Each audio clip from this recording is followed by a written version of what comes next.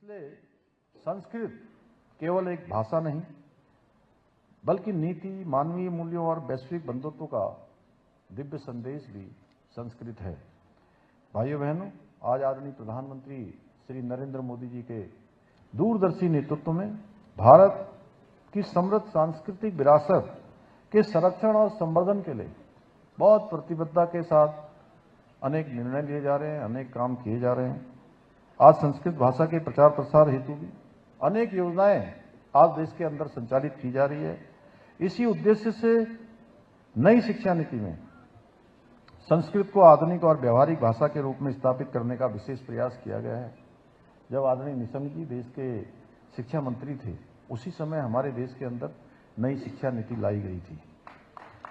आज स्कूली पाठ्यक्रम में संस्कृत भाषा को विशेष स्थान देने के साथ साथ संस्कृत विश्वविद्यालयों को आधुनिक संस्थानों के रूप में भी सुसज्जित किया जा रहा है, उनका नवीनीकरण किया जा रहा है, उनको विस्तार दिया जा रहा है।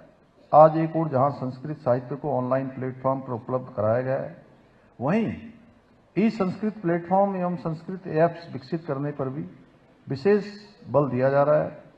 इसके अतिरिक्त विभिन्न राज्यों में संस्कृत ग्राम स्थापित किए जा रहे हैं, जहां लोग अपने दैनिक जीवन में संस्कृत का उपयोग करते हैं। कर्नाटक के मटूर गांव का उदाहरण हमारे सामने है, जहां आज भी संपूर्ण जनजीवन संस्कृत भाषा में ही चलता है। इतना ही नहीं, हाल ही में केंद्र सरकार ने एक और महत्वपूर्ण पहल की है। इसके तहत लोकसभा की कार्रवाई का अनुवाद भी संस्कृत भाषा में किए जाने की शुरुआत की है।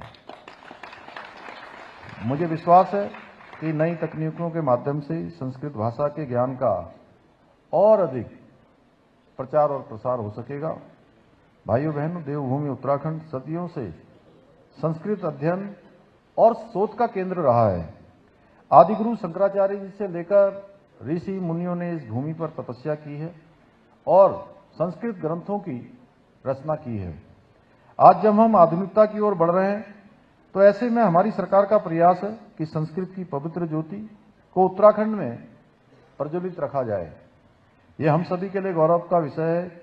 उत्तराखंड में संस्कृत को द्वितीय राजभाषा का दर्जा प्रदान किया गया है। हमारी सरकार विद्यालयों में संस्कृत शिक्षा के प्रचार प्रसार के लिए भी संकल्पित होकर कार्य कर रही है। इसी क्रम में राज्य में पहली बार हमने गार्गी संस्कृत बालिका छात्रवृत्ति योजना की शुरुआत की गई है, जिसके माध्यम से संस्कृत विद्यालयों में पढ़ने वाली सभी वर्ग की छात्राओं को छात्रवृत्ति प्रदान की जा रही है।